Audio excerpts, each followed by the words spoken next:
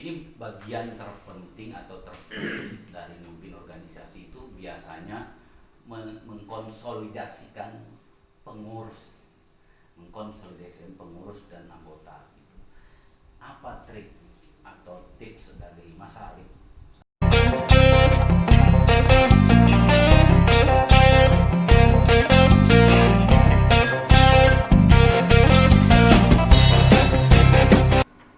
Assalamualaikum warahmatullahi wabarakatuh. Selamat pagi sahabat BTM Podcast dimanapun Anda berada. Saat ini saya lagi ada di Jakarta untuk melakukan wawancara eksklusif dengan Ketua Umum dan Wakil Ketua Umum DPP Asperda. Jadi temanya hari ini all about Asperda ya. Jadi edisi khusus dan kita melakukan siaran di luar studio ya, bersama dua narasumber pagi ini, narasumber BTM Podcast pagi ini, Mas Didik, Pak Didik dengan Mas Arif. Yang Mas Arif dari Semarang sudah jauh-jauh datang ke sini untuk berbincang dengan sahabat BTM ya. Baik, kita akan lebih banyak mengobrol tentang tema-tema yang ringan saja, tetapi sharing dengan pengalaman beliau berdua dalam mengelola bisnis sekaligus juga mengelola organisasi perusahaan transportasi di Indonesia. Baik, selamat pagi, assalamualaikum Pak Didik, Mas Arif. Waalaikumsalam warahmatullahi wabarakatuh. Gimana ya hari ini, sehat ya? Alhamdulillah sehat Pak Erwin. Ya. Semoga Pak Erwin juga kesehatan Pak. Oke, Pak Didik, ini banyak sahabat BTM yang bertanya itu profil pemimpin Asperda yang saat ini itu. Mereka mungkin sudah tahu nama Pak Didik, tapi mereka belum pernah lihat wajahnya seperti apa begitu. Kemudian kehidupan kesehariannya bagaimana gitu. Jadi pada saat ini saya ingin memberikan gambaran kepada sahabat PTM supaya bisa lebih mengenal lebih dalam, mengenal lebih jauh profilnya Pak Didik dengan Mas Arif ya. Pak Didik, boleh dikenalkan Pak profil Bapak, kemudian perusahaan yang Bapak pimpin saat ini, kemudian aktivitas sehari-hari selama masa pandemi gimana? Baik Pak Erwin dan sahabat di sana semua, terima kasih atas waktunya Pak Erwin ya, telah berkenan untuk kita bincang-bincang di sini. Kemudian terkait profil pribadi saya, mungkin buat teman-teman yang di sana yang belum kenal dekat, mungkin sedikit saya singgung tentang profil saya bahwa nama saya Didik Prasetyo. Kemudian dari profil akademis saya selesai S2. Kemudian untuk profil bisnis dari tahun 2005 kami coba membangun bisnis transportasi dan pariwisata dengan modal yang sangat minim, bahkan boleh dikatakan tidak bermodal Pak Edi. Tapi coba kita bangun bisnis tersebut dengan susah payah, dengan gigih. Yang terpenting adalah dalam membangun satu bisnis adalah disiplin, Ya. jujur, itu aja. Itu kunci dari kami, khususnya dari PT Bina Sarana Sakti. Lalu kemudian berjalannya waktu seperti yang Pak Erwin, Pak Waketum bisa saksikan bersama bahwa hari ini perjalanan waktu bisnis saya dari 2005 sampai 2020 ini alhamdulillah meningkat cukup signifikan, sehingga 15 tahun ya berarti ya dalam 15 tahun Pak Erwin. Jadi sehingga apa yang saya dapatkan hari ini rezeki dari Allah itu buat saya sangat cukup. Namun demikian kita tidak harus selalu berserah, kita harus berupaya, kita harus berusaha. Nah, tadi prinsipnya adalah disiplin Ya. dan jujur. Itu mungkin Pak Erwin. Memulai dari nol sampai saat ini, kalau boleh tahu, sudah sebesar apa BSS Pak? Kalau buat ukuran kami Pak Erwin, itu sangat-sangat signifikan peningkatannya, karena kami betul-betul mulai dari nol dengan unit yang cuma 1 unit awalnya kami sendiri. Itu pun dulu unit ya reguler ya, hanya mobil APV. Nah, nyupir sendiri juga? Dan saya supir sendiri Pak.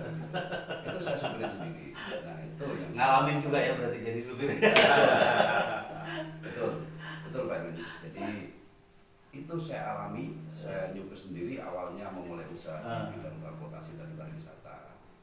Namun dengan modal tadi yang saya sampaikan, kerja keras, disiplin, jujur, sehingga alhamdulillah hari ini kami BSS bisa memiliki unit premium car, ada Alphard, kemudian juga ada Mercedes, ada Fortuner, Innova, dan lain-lainnya, termasuk ini sekarang setahun terakhir lagi mencoba mengarah ke unit-unit pariwisata. Mobil high ace, medium, insya Allah nanti dalam waktu dekat bigusnya juga kita mulai Pak. Seperti itu Pak. Baik, luar biasa ini Pak Didik, ini memulai dari nol dan kemudian sekarang menjadi perusahaan yang cukup membanggakan ya. Jadi ini inspirasi buat sahabat BTM semua bahwa tidak ada sesuatu bisnis yang tiba-tiba besar, kemudian sesuatu harus dimulai kita dari nol. Betul. Ya, kita juga ingin mengenal ini dengan Mas Arif ini. Mas Arif ini dari Semarang. Benderanya namanya apa? Aquila Rental. Aquila Rental ya. Iya. Jadi saya kenal Mas Arif ini sebelum masuk di Asperda dulu. Kalau cari mobil di Semarang munculnya Aquila. Itu juga perlu dicontoh, nanti Bapak Ketum bisa paparkan ke sahabat-sahabat di luar sana, sehingga mungkin nanti dari paparan Pak Ketum menambah motivasi, menambah inspirasi buat teman-teman yang profesinya sebidang. Iya. Saya sudah tahu Aquila profilnya dari dulu. Memang dia salah satu best rent car in Semarang ya. Jadi saya akan lebih banyak tanya tentang kondisi bisnis saat ini setelah negara api menyerang ya. Negara api menyerang sudah pandemi corona.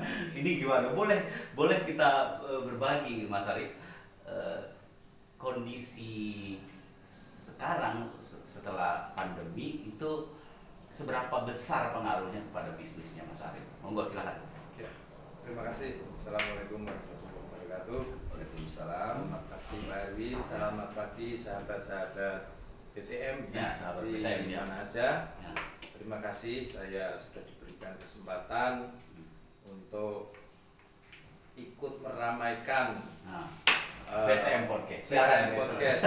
Luar biasa ini ide-ide cemerlang dari Pak Erwin ini. Perkenalkan, nama saya Arif Supriyono dari Semarang.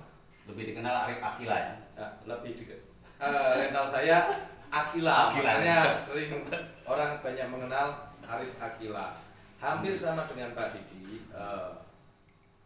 Kita sama-sama banyak kesamaan dari Pak Didi. Artinya cuma bedanya Pak Didi tadi mulainya dari nol. Kalau saya dari minus. Lebih parah dong. Berarti nasibnya lebih bagus ya. Mobilnya sama, pertama kali APV. Iya, oke. Cuma saya memang nggak bisa nyopir dulu saya. Beli mobil itu belum bisa nyopir. Oke. Iya, 2006 ini. Menarik ini. Ada juga usaha yang dimulai dari minus ini. 2006, kalau Pak Didi 2005. 1 tahun lah ya. Oke. Ya. Kenapa dari minus? Karena saya mulai dari pengadaan 1 unit itu uang yang saya dapat itu uang utang. Oh, Artinya kan bukan kalau nol, ya kan, sudah punya DP, kredit. Kalau saya dari DP-nya utang. Oh, itu dia makanya. itu yang disebut dengan minus itu.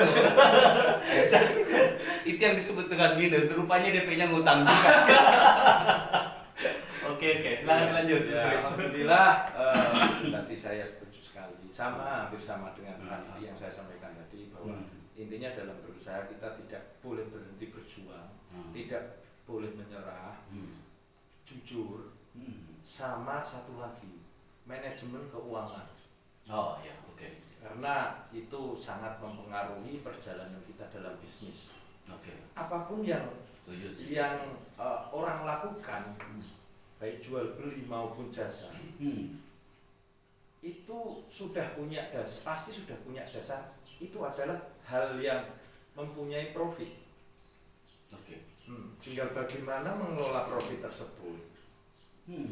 Iya kan, artinya sesuaikan dengan input yang ada untuk keluarannya, sehingga nanti itu pastilah namanya bisnis apapun itu sebenarnya profit. Dan tentu saja itu dengan dilandasi tadi manajemennya baik, jujur, bekerja keras, nanti akan mengalir sendiri. Tahun demi tahun mobil lunas, mobil bisa tambah lagi, nah itu pasti akan, insya Allah akan mencapai titik-titik tahapan-tahapan peningkatan. Oke, ini saya masih penasaran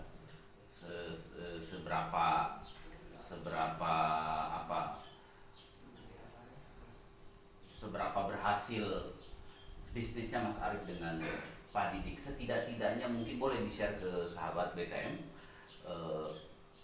berapa omset yang didapatkan. Kalau masih rahasia juga boleh. Berapa unit yang saat ini dikelola oleh masing-masing? Pak Didik dulu silahkan. Baik Pak Erwin, seperti tadi kita sudah sampaikan bahwa kami PT BSS sangat bersyukur dengan apa yang hari ini BSS dapat. Yang tadi disampaikan di awal, kami bermula dari satu mobil APV. Itu sudah kebayang Pak Erwin. Omsetnya paling karena angsuran cuma 2 juta waktu itu, ya omsetnya paling 3 jutaan. Ya. Nah, kemudian kalau bicara terkait omset hari ini saya tidak bisa bilang omsetnya berapa, tapi dari sisi angsuran yang saya harus tanggung tiap bulan, hanya untuk angsuran mobil, itu sudah 1 miliar lebih per bulan. Udah di atas 1 miliar kan? Sudah 1 miliar lebih di atas tiap bulannya. Itu yang angsuran ke para investor, para leasing, kami leasing Pak, dan perbankan. Nah itu kemudian. Tapi sebagian juga udah lunas ya, tidak semuanya ngangsur dong. Alhamdulillah yang sudah lunas ada sekitar 30%, sehingga itu bisa buat untuk subsidi ya. Nah, tadi pertanyaan Pak Erwin bahwa seberapa sih omsetnya PT BSS hari ini, nah itu bisa saya sampaikan tadi, utang saya lebih dari 1 miliar per bulan. Nah, bisa dibayar. Omsetnya paling tidak 3 kali lipat lah ya daripada saya. Bisa dihitung nanti. Bisa dihitung. Kalau 1 kali lipat kan bangkrut Pak. Kita harus punya kewajiban bayar karyawan, listrik, telepon. Ya, itu bisa mungkin Pak Erwin lebih paham terkait hal itu. Oke, Mas Arif gimana Mas Arif? Kalau saya sih karena mungkin perkembangan di Jakarta sama di Semarang itu berbeda. Berbeda. Nasib lagi ya? Udah lunas semua jangan-jangan di sekarang. Ya alhamdulillah dari 50% saya lunas. Oh, mantap. Ngeri. Jadi kalau berbicara omset, kalau saya jawab alhamdulillah sampai saat ini saya lebih dari cukup untuk menghidupi keluarga saya. Untuk beli rumah, untuk beli macam itu lebih dari cukup. Kalau besarannya mungkin di bawah Pak Didi yang jelas, karena konteksnya kota besar itu Jakarta dengan Semarang. Barometer Indonesia itu. Jadi karena gini Pak Erwin, kalau Pak Waketum, karena mungkin utangnya nggak berani kayak saya.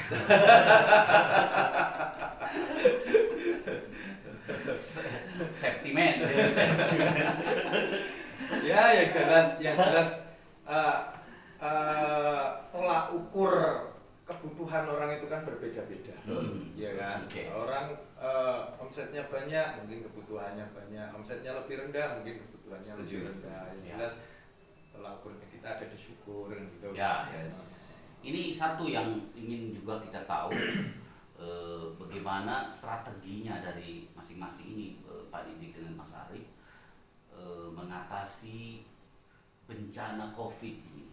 Kita tahu banyak perusahaan yang tertekan begitu, termasuk saya yakin di antara banyak sahabat BTM juga mengalami kondisi yang sama. Ini boleh di-sharing kepada kita bagaimana strategi yang dilakukan oleh Mas Arief dengan Pak Didik ini dalam menghadapi pandemi sehingga perusahaannya masih bisa tetap survive gitu sampai saat ini. Monggo silakan Mas Arief dulu, Pak Didik dulu. Pak Arief dulu boleh. Ya sekarang Mas Arief. Ya, semua pasti merasakan. Apalagi kita itu adalah garda terdepan terkena imbas dari pandemi ini. Otomatis pasti secara omset sangat-sangat turun drastis. Tetapi alhamdulillah dengan adanya itu tadi resiko yang saya ambil itu tidak terlalu tidak terlalu berani sehingga beban saya pun tidak terlalu banyak. Itu satu. Yang kedua, kebetulan juga mungkin hampir-hampir sama kayak di Jakarta, di Banten, bahwa di Semarang sendiri itu konteksnya adalah kota industri yang lebih besar pergerakan industrinya daripada pariwisata. Oh, oke. Nah, jadi itu untuk kontrak-kontrak yang sudah berjalan tetap berjalan, ya kan? Terus alhamdulillah sudah dari minggu-minggu 3 minggu kemarin mungkin hampir sama dengan di Jakarta, di Banten ya Pak ya. Sudah mulai berangsur-angsur normal. Nah, ini makanya ke depan kita sudah bisa beraktivitas lagi untuk lebih fokus ke arah bisnis dan lebih fokus membangun organisasi bersama-sama. Oke, Pak Didik silakan yang bagian ini penasaran sebetulnya. Ini dia di antara kenyataan banyak teman-teman kita yang gulung tikar begitu, BSS ini masih terus beraktivitas. Saya sering order juga nih, mobilnya sering penuh begitu. Gimana ini caranya? Boleh dibagi ke kita pengalamannya? Baik Pak Erwin. Jadi tadi sudah disinggung oleh Pak Arief, Akila yang terkait masa selama munculnya wabah COVID ya. Jadi kalau kita lihat hampir seluruhnya apalagi khususnya industri perjalanan, pariwisata dan transportasi itu sudah pasti terdampak. Namun demikian kami tetap tadi berpedoman pada awal yang paparan kami bahwa kita harus selalu kerja keras, disiplin, jujur, itu kuncinya itu aja. Di kala ada wabah pandemi, tetap itu kami lakukan Pak Erwin. Memang tadi yang disampaikan Pak Erwin, Pak Akila, Pak Arief, bahwa di perusahaan kami pun sama. Kebanyakan kami dikontrak oleh instansi-instansi perusahaan-perusahaan swasta. Ini pun dampaknya ada. Sekian persennya itu pun boleh dibilang putus kontrak sepihak. Dan itu mobil harus balik. Ini menjadi satu persoalan baru yang kita hadapi. Tapi yang tadi kita tetap kerja keras, jujur, disiplin. Jadi penopangnya berarti dari yang corporate ya, yang kontrak-kontrak ya. Kalau yang harian memang udah. Yang harian memang betul-betul yang kami rasakan selama pandemi, yang jalan nggak ada 2% lagi, nggak ada 2%. Yang jelas satu lagi mungkin Pak Didi tombokannya juga banyak. Saving dananya banyak. Cadangan. Iya, cadangan. Namun kalau dana cadangan kan berat. Betul. Nah, kita juga sebenarnya ada beberapa kemarin terkait dengan apa ya, yang mungkin kebijakan dari pemerintah juga berpengaruh. Walaupun nih, mohon maaf Pak, pemerintah ini ya sebenarnya nggak signifikan pengaruhnya karena kebijakan yang yang dikeluarkan oleh pemerintah juga efek ke kitanya kan hampir tidak sesuai seperti apa yang kita harapkan. Tapi ya kita bersyukur adalah keringanan-keringanan yang kita dapatkan, sehingga mungkin itu juga salah satu yang mungkin bisa BSS atau strategi untuk mengatur keuangan, untuk mengatur karyawan dan yang lain sebagainya, sehingga alhamdulillah sampai hari ini juga alhamdulillah masih tetap eksis. Walaupun yakin semua perusahaan transportasi dan pariwisata terseok Pak, yakin hal itu juga dialami oleh BSS, tapi ya tadilah tetap kita harus bekerja keras, bersyukur, berdoa, itu aja. Mudah-mudahan ini pandemi segera berakhir sehingga seluruh perusahaan khususnya transportasi dan pariwisata segera pulih kembali, segera berjalan seperti sedia kala, itu harapan kami Pak. Tapi ya tetap berpengaruh sangat besar, gitu Pak. Baik, sahabat BTN yang saya hormati, ini seperti kita tahu Pak Didik dan Mas Arif ini adalah ketum dan waketum Asperda Indonesia. Kita juga ingin tahu bagaimana beliau berdua ini mengelola organisasi besar di bidang transportasi. Di samping kesibukannya beliau mengurus perusahaannya masing-masing. Pak Didik, ini kita juga pengen tanya ini bagaimana Pak Didik bisa mengatur kepentingan organisasi dengan kepentingan bisnis personal, bisnis pribadi. Jadi supaya dua-duanya bisa berjalan selaras begitu. Kita tahu memimpin suatu organisasi sebesar Asperda ini tidak gampang. Ini boleh dibagi bagaimana pengalaman Pak Didik dalam mengelola Asperda ini, hambatannya, kemudian kesulitannya, tantangannya seperti apa? Baik Pak Erwin. Jadi kalau bicara terkait organisasi, betul yang disampaikan Pak Erwin, kita memang semua memiliki kesibukan masing-masing ya. Kita apalagi di Asperda yang notabene anggotanya adalah para pengusaha transportasi dan pariwisata. Tentunya sama, kami pun mempunyai kesibukan untuk mengurus perusahaan sendiri aja di masa pandemi ini. Memang begitu kita harus betul-betul bekerja keras, kita harus bersabar. Nah, ditambah lagi dengan mengurus organisasi ini ya bisa dibayangkan betapa beratnya, bukan yang kami rasakan. Tapi kita bicara organisasi ini kan kepentingannya untuk bersama Pak Edi, untuk seluruh anggota, kepentingannya untuk bersama. Nah ini yang kemudian menjadi daya dorong yang sangat kuat buat kami dan Pak Waketum tentunya untuk tetap eksis tadi, disiplin menjalankan organisasi pun harus kita terapkan. Walaupun betul saat ada wabah pandemi, memang seluruh program yang pernah kami buat di Asperda Indonesia ini memang mengalami hambatan. Tapi tetap kita coba disiplin.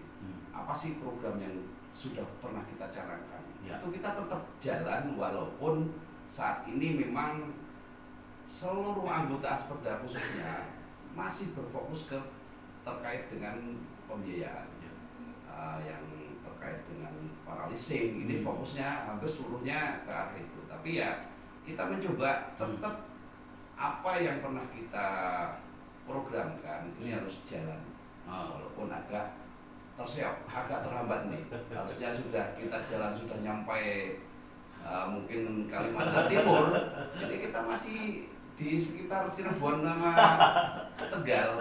Memang agak lambat Pak, tapi tetap kita jalan, itu aja. Nah ini dia. Oke, Mas Arif, ini kita pengen tahu juga. Saya dengar Mas Arif ini fokus di urusan internal organisasi. Boleh dibagi ke kita sharing secara internal organisasi Asperda ini kondisinya bagaimana?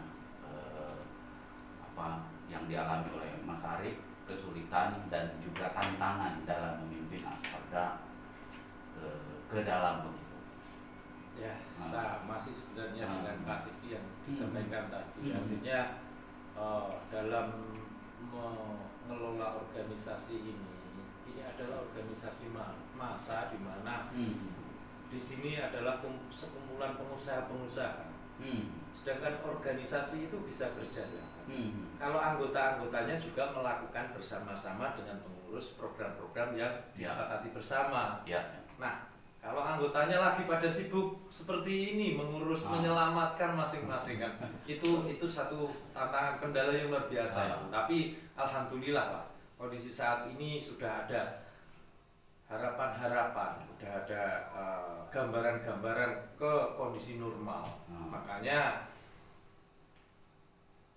ini program-program yang kemarin kita itu sebenarnya gini Pak, di jajaran saya sama Pak Didi itu sudah sangat ngebet sekali untuk merealisasikan program-program kemarin, karena itulah yang menjadi cita-cita Asperda Indonesia pada umumnya, dan harapannya dengan seperti itu Asperda mempunyai menjadi sebuah organisasi yang mewadahi kepentingan manfaat bersama di pengusaha transportasi. Itu sudah sangat menjadi sebuah hal besar yang kita pengen segera dobrak Pak. Tapi ya dengan berapa bulan ini? 4 bulan ya? 4 bulan ya? Mulai bulan Maret 5 bulan. 5 bulan ya? Setelah kita nggak bisa apa-apa ya. Kita mau menjalankan program seperti yang pernah kita canangkan, di lapangan kita punya kendala-kendala yang tidak bisa memungkinkan untuk menjalankan program itu. Tetapi ke depan saya yakin karena ini sudah ada gambaran harapan baru dengan barometernya adalah kembalinya order-order yang dulu sempat sama sekali tidak ada, dan aktivitas-aktivitas itu sudah kembali normal. Artinya ini satu hal yang menjadi harapan besar yang menjadi kita menjadi sangat senang ini Pak.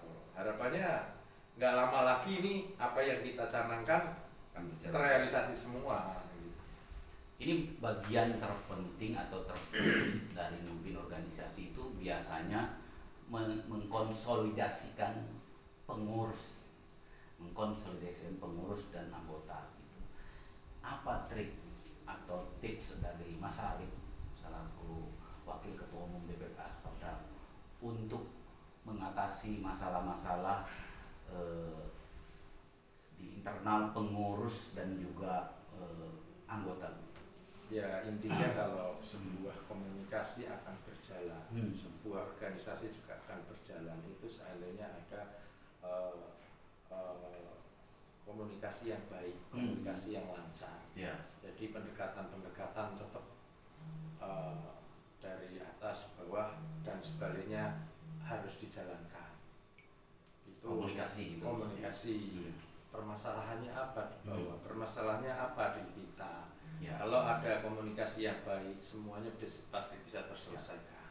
Itu sih trik-trik umum sebenarnya ya. Tapi itulah kunci jitu sebenarnya untuk menjalankan organisasi bersama-sama. Komunikasi penting agar bisa berjalan. Baik, ini yang terakhir saya buat Pak Didik. Pak Didik ini dikenal di kalangan masyarakat Asperda lah. Ini kepemimpinannya keras katanya. Ini jadi serem kadang-kadang. Nah ini perlu dijelaskan bener nggak sih sebenarnya Pak Didik ini keras gitu. Stylenya. Padahal kalau saya lihat wajahnya sih kalem sebenarnya. Coba silakan dijelaskan. Jadi begini Pak Erwin, kita harus mampu membedakan bahasa tadi keras. Kerasnya itu dalam hal apa? Yang kita tanamkan itu sebenarnya bukan keras yang tidak mempunyai aturan, pola yang mempunyai pola. Bahwa tadi sudah saya sampaikan, saya mengelola perusahaan sendiri dengan tadi filosofinya tadi, disiplin, nah jujur, kerja keras. Nah ini mungkin pemahaman teman-teman yang di Aspeda khususnya yang belum paham kerasnya itu apa. Nah bukan berarti keras tidak berdasar, berdasar itu tidak. Jadi kerasnya itu maksudnya disiplin lah. Yes. Nah, itu. Jadi memang itu yang kalau ngomongnya nggak keras sebenarnya ya. Jadi itu yang saya tanamkan ke perusahaan sendiri juga itu, ke organisasi pun itu. Segala hal yang sudah disepakati bersama, segala hal yang sudah dirapatkan, kemudian segala hal yang sudah menjadi keputusan bersama, ya ayo sama-sama kita jalankan. Nah di situ kerasnya mungkin di situ Pak Eri. Konsisten lah ya, konsisten. Keras menjaga komitmen. Ya, jadi betul. kita harus komit dengan apa yang sudah disepakati. Soalnya ini banyak anggota yang ngeluh ini katanya ketumnya ini galak gitu. Nah itu salah ya. Salah, ini harus diklarifikasi. Jangan sampai. Nah Jangan sampai ini kemudian, mungkin klarifikasi melalui BTM podcast ya. Podcast ini, nah ini perlu saya sampaikan. Kerasnya itu sebenarnya bukan keras secara fisik, secara kata-kata, tapi ya keras secara tindakan yang itu pun yang hasilnya sudah disepakati bersama. Satu contoh, kemarin kita sudah ada rakernas ya, kemudian menghasilkan beberapa kesimpulan, sudah ada beberapa kegiatan yang harus dijalankan dalam waktu yang sudah ditentukan juga tentunya kan. Setiap divisi-divisi sudah punya program masing-masing. Nah lalu kemudian kalau hal-hal yang sudah disepakati seperti itu tidak dijalankan dengan baik, nah ini mungkin tadi bisa dilihat Pak Didik keras. Nah kerasnya mungkin di situ. Nah, ini kok tidak jalan? Saya pertanyakan pasti kenapa, kendalanya apa. Nah, lalu kemudian kalau memang tidak dijalankan juga, ya pasti saya ambil tindakan. Itu aja sebenarnya menurut kami ya kerasnya mungkin di situ Pak. Nah, jadi saya tambahin Pak, nanti kalau ada yang menyampaikan ke Pak Erwin seperti itu atau dari sahabat BTM. Ada terutama ada anggota Aspeda nanti bisa dikomunikasikan. Soalnya sahabat BTM ini banyak anggota. Oh gitu ya. Iya. Bisa dikomunikasikan. Bisa dikomunikasikan. Pak Didi, Pak Ketum itu kerasnya seperti apa? Apa yang menjadi kendala teman-teman? Nanti bisa dikomunikasikan. Kalau mungkin sama Pak Didi Sungkan bisa sama saya nanti komunikasi. Kan gitu. Yang penting yang tadi yang disampaikan Pak Didi, kalau segala sesuatu yang disampaikan Pak Didi itu ada landasan kuat di belakangnya gitu. Nah, kalau seolah-olah keras itu hanya penyampaiannya Pak Didi sebenarnya. Pak Didi lemah lembut dan baik hati. Manggo. Baik, menarik. Saya kira ini perbincangan kita siang ini luar biasa. Ada banyak hal yang bisa kita dapatkan dari sharing pengalaman bersama dengan Pak Didik dan Mas Arif siang ini ya. Sahabat BTM yang saya hormati, demikian bincang-bincang kita dengan Pak Didik, Ketum DPP Asperda, dengan Mas Arif, Wakil Ketua Umum DPP Asperda. Kita akan bertemu pada siaran podcast BTM selanjutnya. Terima kasih atas partisipasi Anda menyaksikan tayangan ini. Sekali lagi, terima kasih. Assalamualaikum warahmatullahi wabarakatuh.